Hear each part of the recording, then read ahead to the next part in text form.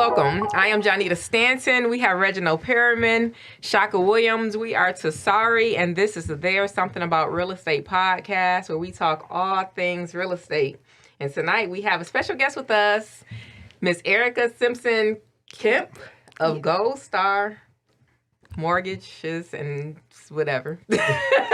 Gold Star Mortgage Financial Group Corp. Gold to be Star. exact. Hey, when she calls them deals, we gotta start yelling out, Gold Star, Gold Star. So, Miss Erica, did you just become Erica Kemp?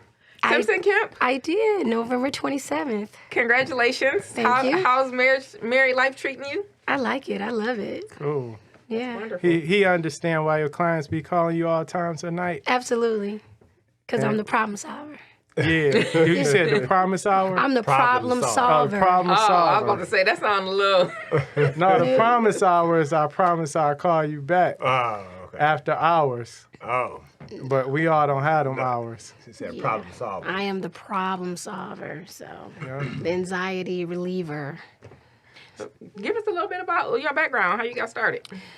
Wow. So, believe it or not, I started when I was about 13 years old. I worked at a hard money lender in Georgia as a receptionist. And so back then, we used to pull credit with a fax machine with the wax paper. So I was pulling credit back then, stacking loan when we had paper, and cutting checks. So that is how I started in the business. Back, I think when I graduated from high school, my sister was running a broker shop in Decatur, Georgia. And so I started there again as a receptionist. And I just said, I don't want to do this. What is she doing? And she doesn't know what she's doing clearly. And I taught myself. And so within about 90 days, I had took over her position. And, Like before your 14th birthday? No, Oh. she said- No, at this point when I graduated, so I was 18. Okay. And it just seemed interesting. It was like putting pieces to a puzzle together. And I was just good at it naturally.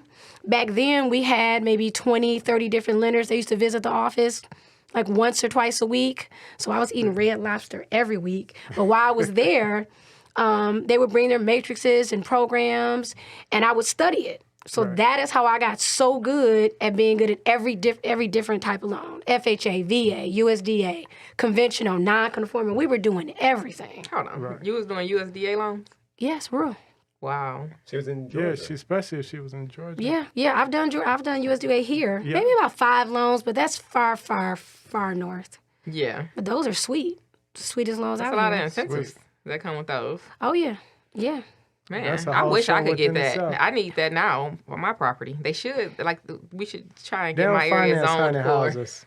Look here. Real. She got a haunted house out in Taylor. She think it's all, the... all the ghosts gone. though. Yeah, Yeah, they they think so. They brought them out. Y'all brought the ghost out. Okay, so you got a pretty extensive, I did. long career. Yes, ma'am. Actually, and I also work for MCA Mortgage here. So after Georgia, I moved back to Detroit because I wanted to come home. I love home. And I was there working as a lender. And that is where I got formal training. Right. And from there on, I was broker shop. I ran a couple of branches in my 20s. Probably the youngest branch, manager ever. I was probably 23, 24. Those went very well, and then the crash happened.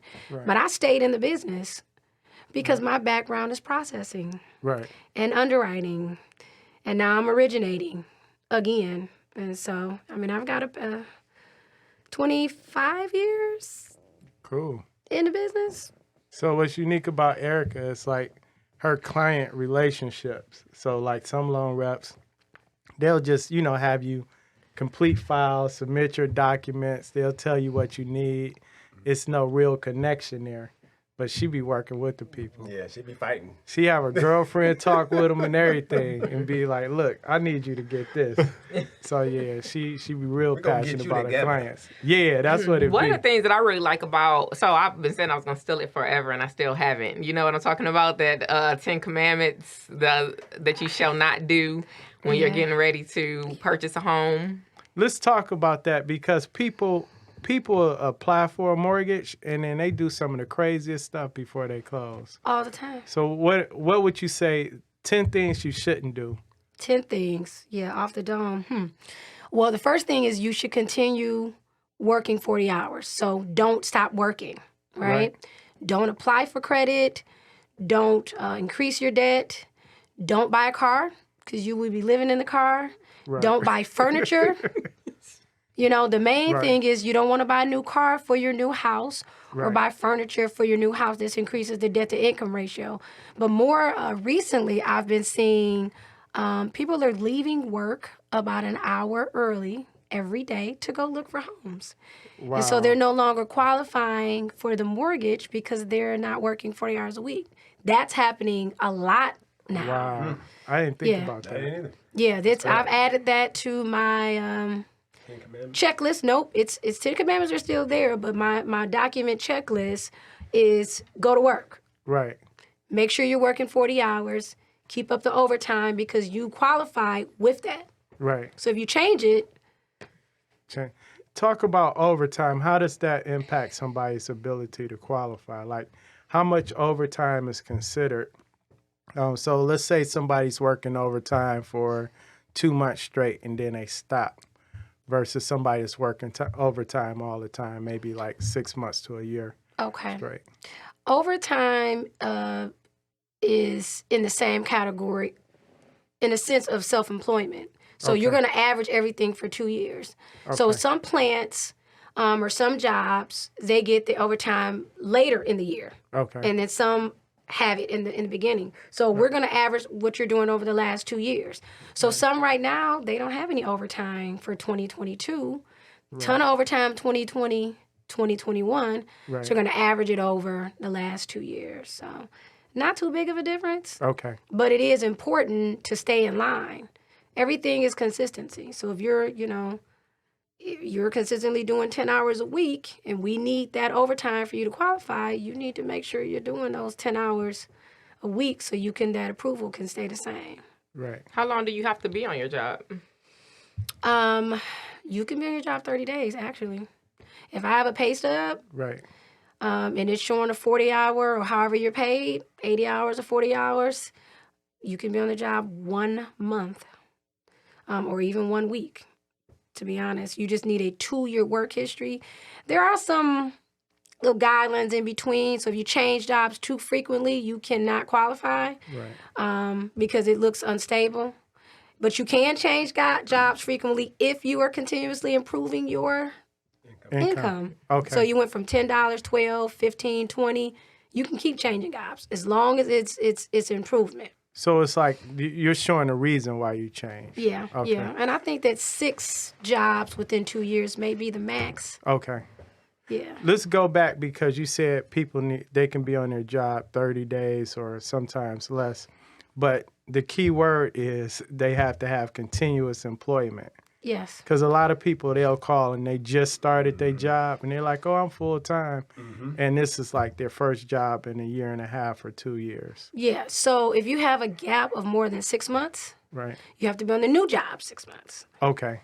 Yeah. So Right. you can just start a job, but if the gap is there, Right. absolutely not. Okay. 6 months on the new job. So someone that was maybe like laid off and then 3 months later they found another job, they're going to need 3 months? No. Oh, No. just, It's anything over 6 months. okay. All right. Yeah. 90 That's good days is a reasonable time, Right. for gaps of employment. Okay. What about somebody, how does it look when they change positions and maybe they're going into the same field of work? Does Does that matter? No. Okay. No, All right. no. Sometimes there are exceptions where you're not in the same line of work. Okay. We'll accept that as well. Okay. People can change their minds on what they want to do. But as long as it's full time Right. is what we're looking for, just stable income. Okay. So I'm going to reiterate and be clear. So Right. under 6 months, you can go to a new job 30 days in and still get a loan. Above 6 months, you have to have 6 months on a new job. So it's always a 2-year work history. So let's just say someone just started January and they had this gap of 90 days, right? So October, November, December, right? prior to that, we still have to put together the 2-year history. So I still need 24 months. 24 months or 23 months Right. of work history. Right. Gap is fine. Start a new job in January. It works. Cool. What about people relocating? So like, I'm relocating to a completely different market, new job, new career, and everything. It's still the 24 months or 23 months? It's 24. Yep. It's still Okay. 2-year history no matter what. Now, for our young people who are fresh out of college, well, there is no 2-year work history. Right. So you get transcripts that you were in school. Wow. And that closes good. up the gap for the work history. Okay. Or someone graduated from college and they only have a 1-year work history. It's okay. You go back, you get the transcript from whatever college. Right. That closes up the gap. What about 30 days after graduating? 2-year work history, Oh, still 2-year school history. I mean, Still 2 years. I mean, I'm saying, well, what if you went to school for 4 years That's fine. and now you came out, you got a job for 30 days? That's your work history. Your school is your work history. Okay. Well, I didn't know that. So I need to go around some colleges. So yeah, passing talking out about cards. some of these people who are coming out of school and maybe they were going for like nursing or engineering or I don't know, something like that, but they have not yet made the wage of maybe that higher dollar earner. Have you done that where they can still be approved for that potential surplus in finances?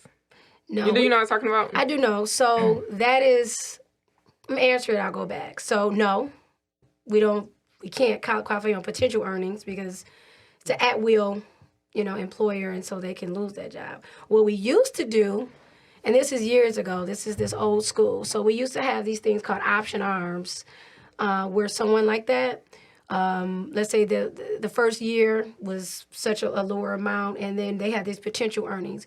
You had the option to pay 3 or 4 different payments, interest only, maybe at a 1% rate, maybe an arm rate or fixed rate. It was it's called an option arm for people like us who have variable income, Right. and you can just choose. Well, that program went away because it was being abused.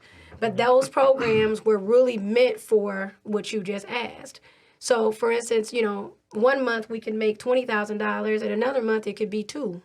Right. Well, for that 1 month, we can pay just interest on the mortgage, and it still would count as a payment. And then the next couple of months, when the income or the market changed for someone like us, then you can make the full principal and interest payment. So, but answer your question, no, those loans don't exist anymore.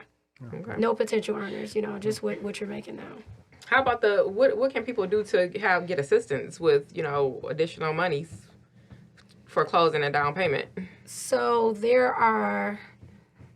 we do. So Gold Star has the popular program, which is MISHDA, Right. the $10,000 up to $10,000. Chenoa has a program. Yep. Now, it's not as sweet as the MISHDA, but Chenoa's out. They'll give you 3 to 5%. And under, the FHA, it can be forgivable. Conventional, you have to pay back. And then you have some other, brokered programs that will give you the down payment as well. What was the other one? Habitat for Humanity has a program. So some of the counties have these grant programs to assist with down payment. So they just need to be, get with a loan officer. Yeah, that Habitat program is nice, too, for people who can qualify for it. Yeah, and it's Explain stringent. what that is. It's stringent. So I have my first one with Oakland County today. It's strict. So they'll give up to $25,000. You have to have at least 1% in Okay. of the sales price, and they want you to have reserves. So 2 payments left in your bank account after you close. Okay. But their requirements for income and debt is so strict. Right. The client I had today, I had to tell her, you're over. So someone can make too much money. So is that the case? Yes, I have based on a household income. Yep, it's Right. household income. And it's the same with MISHDA and any other program, Right. whatever the medium income is for the county. But their debt to income is so strict.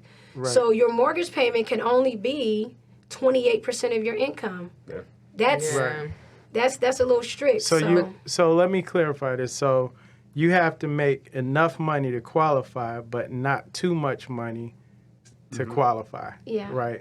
Can't So have it's a lot just of like debt. a little window. So household income, then your income to debt ratio have to make sense. So it's a fine line, in other words. It is. It is. You got a small window. Yeah. Right. Okay. I call it a sweet spot. You know, these companies that are giving assistance, Right. they're not in the business to help you foreclose. Right. So, you know, the idea is we help you, Right. but you don't overextend yourself. You cannot be overextended. Right. And so 25,000 is sweet. That makes sense too. And those houses, they're new houses. Typically, those are like new constructions sometimes. Yeah. Or yeah. completely rehab. Talking about the Habitat for Humanity. Yeah. Yeah, it was completely renovated. It was a beautiful home, you know. But again, you know, to take advantage of these programs, you have to put yourself in a position to be Right. eligible. Okay. You know, credit wise, income, debt not debt heavy, and you have to have some type of savings plan. With the Habitat for Humanity, and I didn't know this, you have to open up a savings account with them. Wow. You know, That makes and they hold the money. They're going to Right. make you succeed. Yeah, Right. they're going to set you up for success. So I guess the understanding is you have to make enough to qualify, meet the qualifications, but if you make too much money, they feel like you don't need them. and why do you? Exactly. Why do you? They're trying to help make it affordable. So Right. For affordable housing. Yeah, Right. these programs are for individuals who pay their bills on time Right. but can't afford Wait, to say that save. again. Pay your bills on time. How do you clean up your credit? Pay your bills on time. All right. And so, you know, it's for individuals who have families who can't afford to save $10,000-$15,000. Okay. They can afford their bills, but savings, you know, is the problem. So, you know, we do want to see some type of savings pattern. You know, you Right. can't wake up Friday and say, "Hey, I can get $25,000 and buy a house." That's why they have that, you know, minimum investment. You need to be vested. Right. Hold on. So theirs is 25,000. Mr. Yeah. is 10,000. Mish's- Habitat for Humanity is 25,000. Yes. But Mr. a lot. every now and then will have like a 15,000 based on location, zip code, or something like that. Yeah. Yeah. They Those, fluctuate between 7,500 and 15,000. yeah. The 7,500 is for repeat buyers, and what word did they use? Other housing occupants. I can't think of the word they use, but occupants that you don't want to disclose, whose credit and income Right. isn't where it needs to be. So they have the flex program. Right. Yeah, it was something I was getting. Oh, and then you considered a first-time home buyer for that program after 3 years of not being on title, correct? No, it's better than that. Is it? Oh. Did it- Yeah. So it is not necessarily for first-time buyers. No, Right. that is a misconception. Is that a myth? It Let's is a debunk myth. a myth. It's a myth. Yeah, it's a myth. So you can own a home and get MSHA assistance if you're going to occupy the home, and it's in a Right. targeted area. Oh. Look, I've been on here arguing down, you know, no one could not have told me that was not a rule. And that's why I'm the queen. It's true. Right. It's true. So you can own a home. It's just the home that you're purchasing under MSHA has to be your primary. Yes. Man, that's great information. You know what? You made a post the other day and I shared it because we want to keep some people out of jail because it's too many fake gurus on Instagram telling people what to do. Oh, you could just buy an FHA home and start investing like this. So when you buy a home and you say you're going to be an owner occupant, that means what? You intend to occupy. Right? Intend to occupy. So the language or the official rule is I intend to move into this home within 60 days of closing. You actually sign a document initially, you sign it again at closing, and you intend to occupy. Can situations happen where something, you know, where extenuating circumstances where you need to move? Yes. But if your intentions are not to occupy, you are committing occupancy fraud. Right. And that comes with a hefty fine. Yes, it does. Best case scenario is you close and they do an audit and then they call you and say, hey, your loan is due in 30 days. Or we're going to take your house back, or there's going to be a fine. So the lender can do a demand of their money within 30 days, and it has happened before. Right. And the client, I remember doing this some time ago. So if you get financing for 97%, max financing, and investment is what, 80%, 75%? Right. You're going to have to come up with the 25%. Right. To give the lender their money back. Right. And there's a big fat document in your closing papers that says, fraud is investigated by the FBI. That's put in there to let people know, hey, if you have done something, it's not the lender that's going to investigate. Right. It's not HUD. Yeah. It's the FBI. It goes beyond. It's a serious thing. Too much has happened in the industry. They're not playing. Right. All right. So let's talk about these here interest rates. Oh my goodness. Yeah. So you've been in the business a while. Everybody's tripping off the interest rates going up, but you remember interest rates were what, 8-9%, right? Man. Yeah, and that was a good interest rate. Yep. Yeah, we thought it was good. Yeah, if you could get like what, a 6.5, 7, it was like yes, right. Go get that. That was the old 3%. You're right. 2.835. Like, was I going to ask you about the interest rates? Basically, I guess to your point, it seems to be more of a concern with like a younger generation of people who maybe are now just like eligible to start buying, or coming into that space where they're ready to buy. So, people who haven't, been in the market for a really long time, it seems like, what's that going to be, like 25 to maybe like 30-ish? Yeah. People kind of being very concerned, like, oh my goodness, I don't really want to buy a house anymore because the rates are going to be 5%. Right. The world is over. Well, the Fed's going to raise rates 3 to 4 times this year. Right. It's going up in March. We don't know if it's going from 25 basis points to 100 basis points. So to make it simpler, it goes from 2.75 to 4.75. Right. And that's what's happening, and it's continued to go up. I have never seen 5% on a rate sheet until this year. Right. It was maybe 2006 when I saw 5.5. That was a going rate for FHA. We are back there. Right. Conventional rates are in the 4s. So let's put it in actual terms. So people are always scared on the seller side that the market will take a dive or decrease based on the rates going up. So let's say that a homeowner that right now qualifies for $250, right? Rates go up another point or so, go up another percentage. How would that impact that particular buyer from a number standpoint for the same exact home? Yeah, I mean, you're qualifying for $250. The rates go up here in March next month. You're not going to qualify for $250, right? Especially if you are debt heavy. Right. The main thing is keep the debt low, right, so that if rates change, because they can change suddenly, which they did. Right. My buyers were qualifying, and the next day, Mr. increased the rate. And the loan didn't qualify anymore. And Michigan typically has a higher rate. Ratio? No, they're usually below market. Okay. So Michigan's rate right now, even at 4.25%, is lower than a conventional rate. How about a FHA? Straight FHA? Yeah, it's lower. Okay. Both the rates are lower. They just increased the rate here about 2 weeks ago just to try to keep up with the market. But they're still lower than what I'm quoting. Okay. So the house I got listed at $250. We got 13 buyers. Rates go up, say 1% or whatever. So now instead of having 13 buyers, I may have 8. Yes.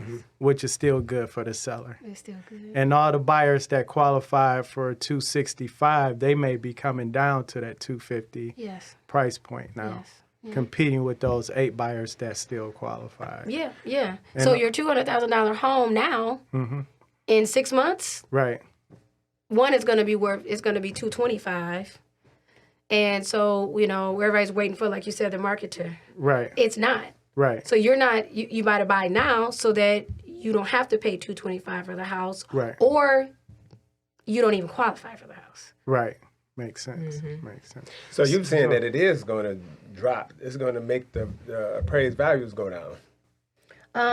Now that's it's a bit hard to predict that. What are you saying? But what I mean is this. So we know that rates are going to go up. They've already went up, but they're continuing to go up four times this year. It's happening. So that same house that's $200,000, we know values are going to increase, right? So what was it, 7 to 12% last year? Okay, they're going to continue to go up. So your $200,000 house is going to be $225,000. Gotcha. Rates are going to go up. You are not going to qualify. I got you. Yeah. Right. So it's best to buy now, or try to buy now if you can, before rates and the prices continue to increase. And even if the values don't go up and rates only go up a certain percentage, you still got those leftover 8 buyers that was still competing for every house. They're saying, I'm sorry. So you still need an influx of inventory to come to the market to make any type of shift downward on values. You saying that we still have a deficit in houses? Yeah, because you go from 13 buyers, rates go up, everything changes, but now you're down to 8 buyers per house. Right. So they're saying that the feds are doing this to create some balance, due to the high demand and not enough inventory, just like in general, I guess, though, to kind of slow down some of this craze and all this buying that people are doing. It's kind of what I was reading. But then, they're saying like, oh, they're doing it to keep the demand low. I mean, to get the, to average, like slow it down or whatever, or to soften the market or have it to plateau. But I don't think that's going to have a huge impact, because the reason people are buying homes now is completely different than why they was buying homes in 2019. Yes. Like, so many more people working from home, so people need the space. So there's an influx of buyers that wasn't in the market before for different reasons. So. Yeah, and then rental rates are going up. So yeah, I get it. I guess I can agree. Yeah. Every client I calls my rent's being increased by $200. And I'm like, okay, well, I have a decision to make. I'm like, well, the decision is made. You need to buy a home. If you're paying $1,300 now and they're going to increase to $1,500, well, go buy yourself a $200,000 house. Right.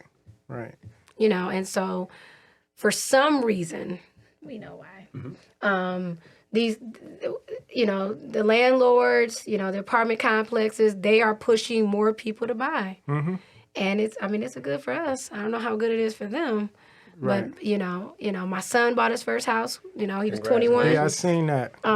He was renting here on 10 Mile in Greenfield, his first apartment. And I think a 1-bedroom was $925 or $975. And I thought to myself, that is the most ridiculous thing I've ever heard of. Right. He's in a condo paying $915 for a 2-bedroom, finished basement.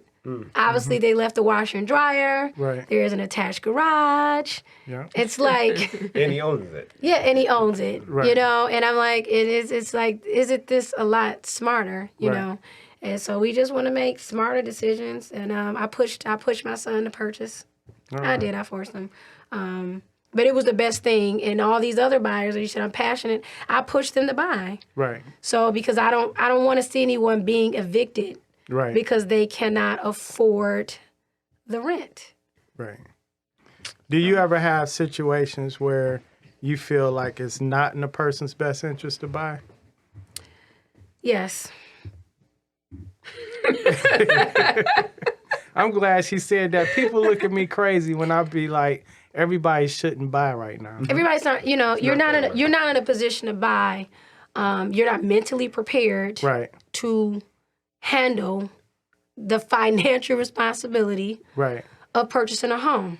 So, a few things. So, from my standpoint, if I'm looking at a client and their bank account continues to go negative, Right.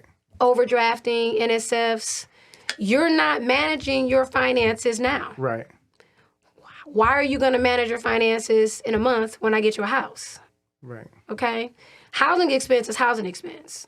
Okay? It doesn't change whether it's a mortgage or rent. This is still housing expense. So if you're mismanaging your money, I do not think it's in your best interest to purchase a home. Right. So, you know, my advice to clients like that, I ask the question, why are you overdrafting?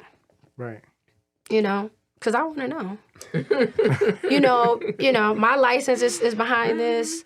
Gold Star is behind it. Foreclosures don't look good for us. It doesn't look good for our neighborhoods.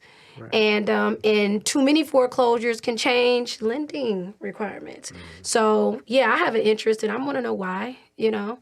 And so that clients who haven't saved a penny. Right. What are you doing? You know, you woke up Friday and you saw me post $10,000 is available and you said you don't know about a house. But you haven't saved anything. So you're not vested, which means if I give you $10,000 or MSHA or whatever, you know, assistant gives you money, you have invested your own money. Right. So you will foreclose quicker than, you know, the struggling single mom that somehow saved $3,000 to $5,000 over the last year. She's going to do everything to save her house versus you, who overdrafts, you know, who took your check to buy a home. And so, yeah, those kind of clients, not so much. But I will ask questions, you know, just to get the mindset, you know, of a buyer. And, you know, usually it really is just mismanagement. Okay. It is mismanagement. A lot of people actually can't afford to buy houses. They just mismanage. So what are we, you know, telling people to, you know, prepare for this and to prepare for the interest rate increases? You know, what can we do to help sustain that, you know, for those of us who feel like it's just going to be monumentous. What's the word? Monumentous. Preparing buyers. That's a word? All right. It is. It is. Look it up. I think so. Shaka. He the calculator. He the dictionary. Oh, he not the dictionary. He the calculator. All right. Prepare. You want your credit score as high as possible so you can get the best rate. Right. Okay. Even if rates are high, if your credit score is low, 640, which is not, it's considered fair credit. Right. You can't take advantage of the best rate. The other thing I would recommend is to pay your debts down. Okay. So start with these smaller credit cards, you know, these $30, $40 a month, because this can impact what you qualify for. So if pay them down or pay them off, because people get bad information on that. Thanks. All right, so I'm talking to our people because all right, so we're talking to our people. Okay, so here's the thing: when you pay debt off, that can affect you negatively. Okay. So I have a credit card. When you pay down to zero. So pay to zero. Closing is worse, but down to zero can also be, you know, if you don't have a lot of credit, it's limited, and you go and pay something down, and it's being counted in the credit score. Well, how's the credit score gonna?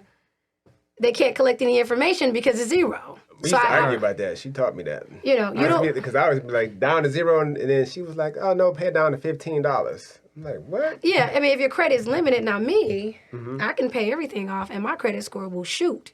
I've got this long history of paying bills. Right. But someone that's trying to rebuild or build, no, I'm not going to suggest it. But yeah, leave it. Jonnita's right. Leave it at $10, $15. Right. The young lady was teetering somewhere around $630.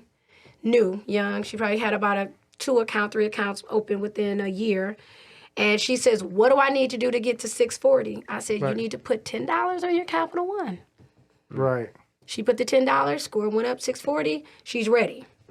You know, everybody's situation is unique, is different. Yeah. Nobody's credit is exactly the same.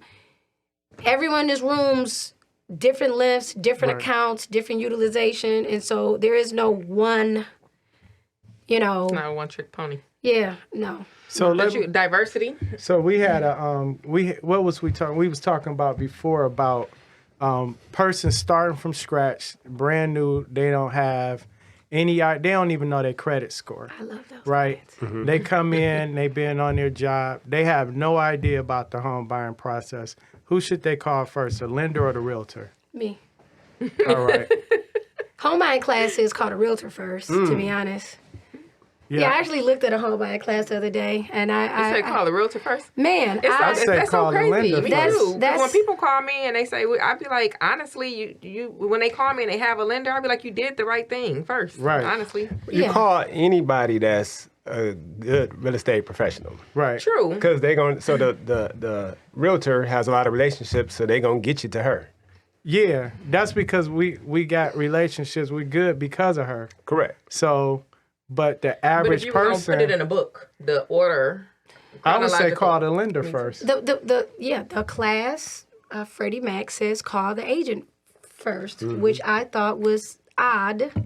But here's the thing: call anyone in the business so that they can direct you to the right person. Okay. The lender is where the money.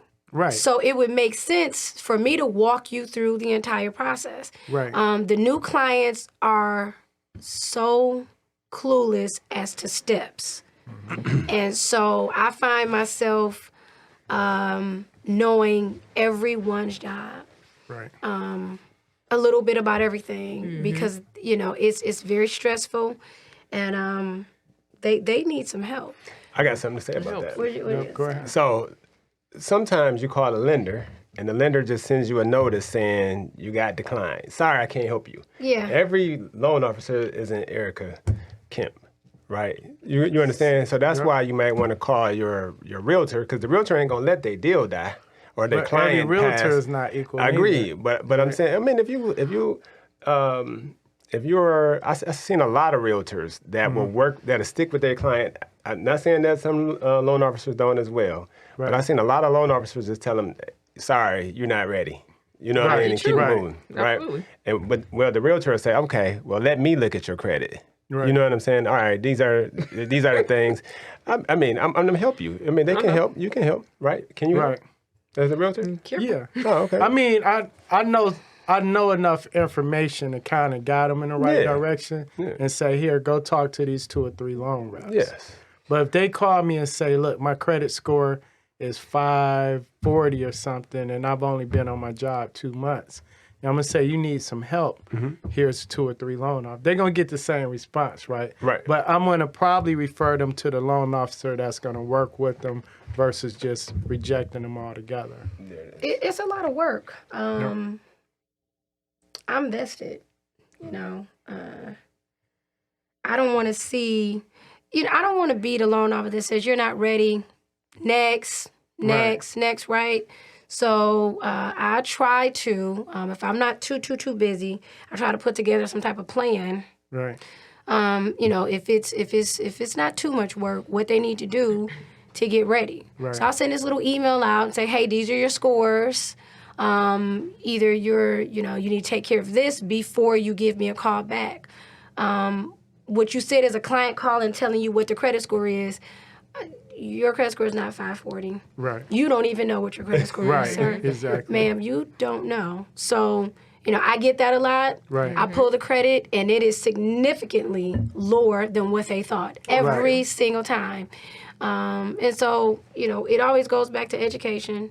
The greatest website for credit scoring is not Credit Karma. Right. It is myfico.com. And so where people don't understand it says education, you've got 6 or 7 different credit scores on myfico.com. And then people will start to see, this is why my credit score is different with Karma. They're going to have to start paying us. With Chase, but my FICO has the mortgage credit score, and it is dead on. It is right every time. So I'll, tell the client, hey, if you really want to buy, you need to pay $39.95 a month to monitor your credit. Here is the plan. Right. You come back to me 2 months, 3 months, 6 months, whatever later, you will get a house. Right. And there's only a small portion that actually follows the direction anyway. Mm-hmm. So, I'm giving free advice. You take it. You would be so it's crazy because I tell people kind of like this, what we're talking about right now. You may not be ready today, maybe in 30 days, 90 days, 2 years, whatever it is. But my team and I, we typically give you a plan of action, right? And it's so many people who pay like thousands of dollars, like, oh, I just paid $5,000 and that person was great. They got my credit all the way together. When they probably, if they talked to a realtor and the loan officer, probably would have paid just what they needed to. The $39.95. The $39.95 plus down their debts, they probably would be ready. Yeah. Please cover that credit. It's so many credit repair scams out Are you here. guys trying to get me in trouble here? No, but I mean, Okay, we know okay. people out here that don't. They're telling people, I can fix your credit so you can buy a home or so you can get a car. Lies. Exactly. So we need to hear from the person that's going to be doing the loan. Man, okay. All right, so let's start from when I first started. So it's early 2000s. This credit repair thing comes out. Now, we used to do credit counseling. Right. Credit counseling was excellent. You put all your bad credit, this counselor negotiates zero interest or some super low rate. You pay one payment, they disperse it, almost like about Chapter 13, right? That's what it used to be. Right. So here's the credit repair companies saying, hey, we're going to dispute these, blah, blah, blah, blah, and your credit's going to shoot up. What you don't know is this. While your credit is in dispute, the credit bureaus are not counting the debt against you, so it appears that your credit score is higher. Right. Okay? As a mortgage loan officer, you cannot have any more than $1,000 in dispute in collections. So if you have everything in dispute, we're going to tell you to resolve it, and your credit score is going to go down. Down. Right. Now, credit repair, I mean, this is a lucrative business. I mean, these people are getting paid. Right. Your credit goes nowhere. I have had maybe 3 clients come back to me after credit repair. I've had credit repair people call me and say this person's credit is ready. And when I pull the credit, everything's in dispute. Right. So they're not ready. Right. But you just got paid $1,000. Right. And the individual is highly upset. Right. Because they've been in this program for a year and their credit hasn't went anywhere. Lexington law charges, what is it, $99.99? Yeah, I don't know. For something like that. And then, they don't dispute everything all at one time. And then they go and come back. And after you're in the program and you don't have enough results, they'll go down to keep you in. We're still working. We'll charge you $69.99 a month. When all of the money you paid, you could have Paid it off. got the credit together anyway. Right. I'm just not a fan of credit repair. I'm sure there are companies out here that are legitimate. Right. But, historically and, as a whole, it's a bit scamish to me. Right. So there are. Oh, I got an affiliate that is good at credit repair. I'm gonna get them on. I'm gonna get them on the show. No, you're not. Yes, sir. I'm gonna get them on the show. Vote. We gotta vet them first. Because I mean, I agree with her. A lot of people aren't, but there are a few that are. Yeah, there are some. There are some. I think that the larger the company, Probably the worst. probably not so. I think if the goal is to purchase a house and not to have an 800 score, then your first stop is your lender, realtor, lender, one of them, whichever way you decide to want to do it. Mm-hmm. Yeah. You're a good real estate professional. Right. Yeah, we'll lead you, where you need to go. I don't, if the credit's too bad, I'm honest with a person. Hey, I can't help you. Right. You might want to consider credit restoration, but be careful. I like the credit counseling idea. I know it's old school. Right. But, if the plan is to buy, you've got a, specialist with Green Path. They got these, tons of credit counselors. Go to them and negotiate. Right. And let them negotiate on your behalf. At least the money that you're paying is going towards the debt. Right. Yeah. And they've negotiated, a lower interest rate or some type of settlement. And then after a year, it's all paid off. Matter of fact, if you have been in credit counseling for a year, similar to Chapter 13, you can still buy a home. So credit doesn't have to be perfect. Right. to get a home. We just want to see good payment history. Right. And that credit counseling, I just thought about it. I would probably do that over the credit repair. So the lenders are like, we need to see some effort. Put some effort. Yeah, put some Give me effort some into effort. it. And if I see a client that gives me effort that isn't ready, Right. but the effort is there, what do I need to do? I'm all over that. Right.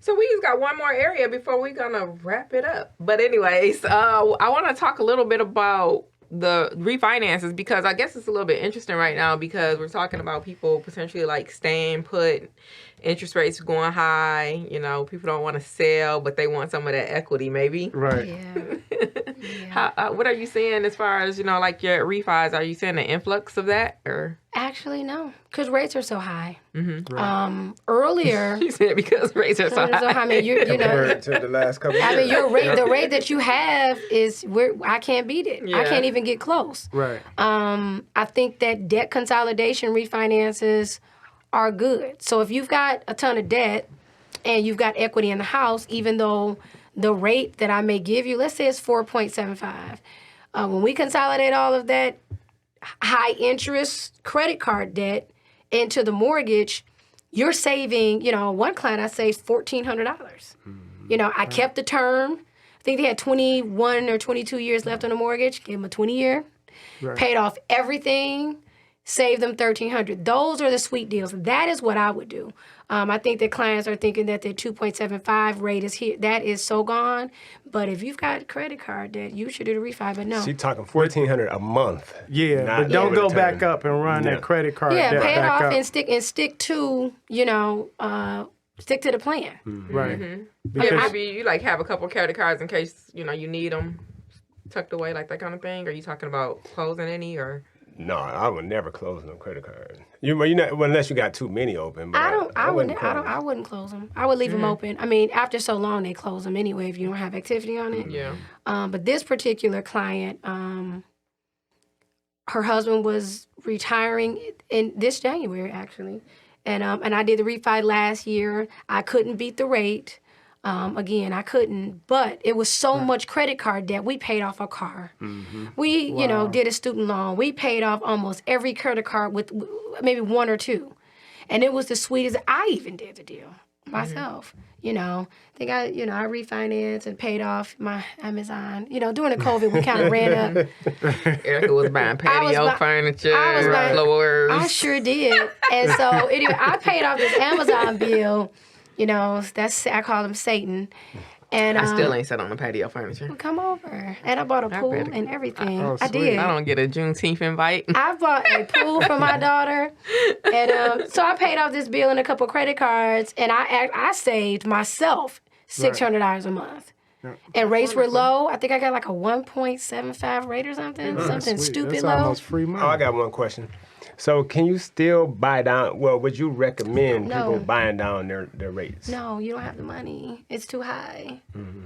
I mean, today, no, it's too high. It's too the rate. The cost is so high to buy down. If you're trying to get to 4, I told one lady, I said, you want to pay $10,000 to get in the 4? I have a question for everybody. Yeah. 3% rate versus a 4.85% rate. Oh goodness. If you're trying, is that like a crabs in a bucket mentality, trying not to get that 4.8% rate? Like, Yeah, no. running away from it? What do you mean? Give me an example. What's the question? Is it a crabs in a bucket mentality? But that's What do you too. mean? That's too. Running away vague. from the 4.8% rate? You talking about trying to buy it down to 3%? Trying to buy it down to 3% or trying not to buy a house right now because we're back there.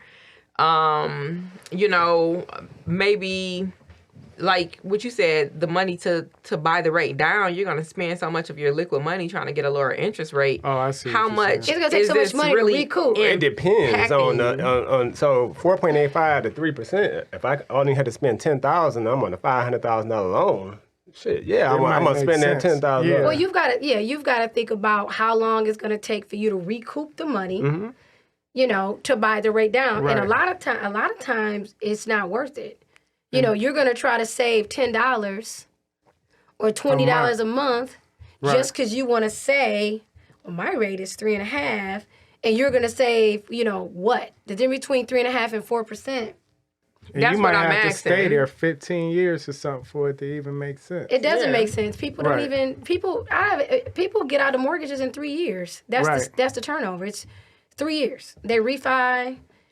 What is it? I don't see them doing that And no the time soon. average homeowner only on average 3%, seven years, 2,000. but I think it's closer to 10, but Yeah. about 7 years, depending on what the market. You save does, so on a $500,000 loan between the interest 3% and 4.85, Pull it up. you save about $6,000 a year. But the So higher- if I only had to spend $10,000, I made my money back in year 2. Well, see, Yeah. well, wait a minute. Yeah, Hold right. on. See, you're talking in a higher price range. Lower That's what I'm rates. saying. But It hold on. depends. Yeah. To buy your rate down is going to be more than 10,000. Yeah, so every Your situation buy is down is different. going to be more than 10. It 100%. may be 20,000. Every 'Cause situation your- is different. Yeah, because your loan amount's higher, but our average loan amount, is what, 170 now? But the higher the credit and the price point, don't you get a better rate on those too? Even those aren't that great. So, $500,000 refi closed today on a land contract. Tons of equity. I think we were well under 70-something%. The best rate that I could give them, and they were in the sevens, was 3.8 That's not But that's bad. what I mean. at 481. It was 481 refi. But who has 700-800 credit scores with more than 20-30% equity in the house? That Yeah. person that's looking At at that a four- $500,000 or $600,000 house. No, Probably. now that if they bought, it just depends on when they, They bought. brought You know every what I'm saying? situation. But that different, client isn't but- refinancing at 3.75. They're not going to refi because what's the purpose of them refinancing?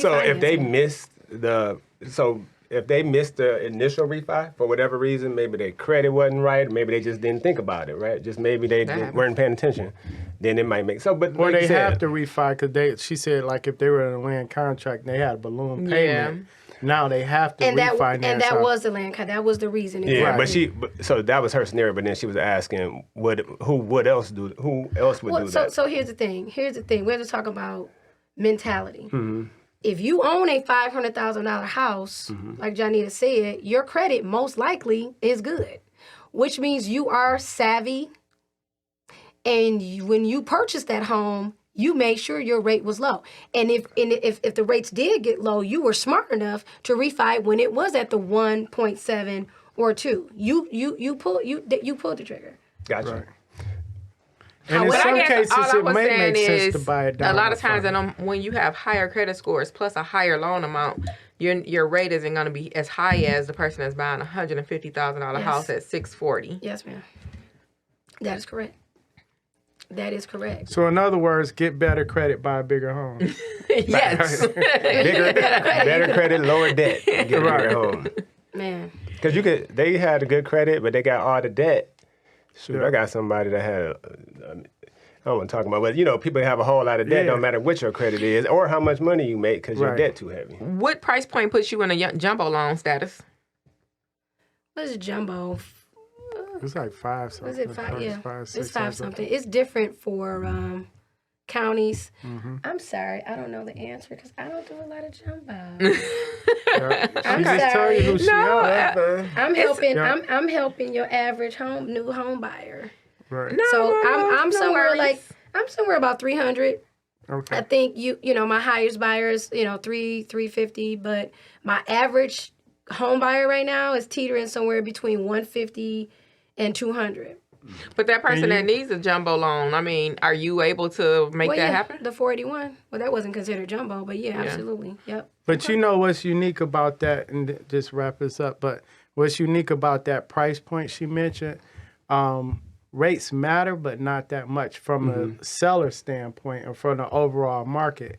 Because when rates go up 1%, that 150 to 200 is not impacted Now you're like the talking about 500 $100. and up. Right. And that's Yeah. what I was asking. Like, is it more of Yeah. a crabs in the bucket mentality when you're running around, like, bumping into walls, worrying about the rates going up to yeah. 4.8?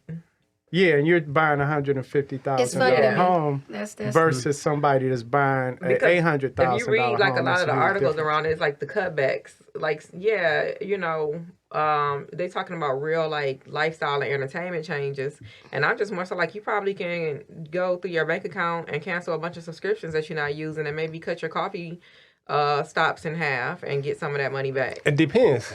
Like Erica was talking about those people that was at Habitat for Humanity, and they got low. They may not qualify if they don't have that interest rate. So yeah, they want to get it now while they qualify. If the interest rate goes up, you may not qualify for the house. Right. All right. Okay. A good show. It's a wrap. Erica, I always do it's a wrap before I get where to find you at. I'm sorry. Bring it back, y'all. So you can find me at www.ericasimpson.net, or you can call me direct. I can get my cell phone number. Right? Absolutely. Go ahead. All right. So 734-669-3065. Call me. Any questions, free consultations, hit me up. You on Facebook and Instagram and all that, right? I'm on Facebook and never see you on Instagram. Instagram. Yeah, I'm not an Instagram kind of person. I'm not even. I Oh, go yeah. on there sometimes. I don't really post like that. You know, Yeah. I'm already popular. All right. Okay. That's cool. It's a wrap. All right.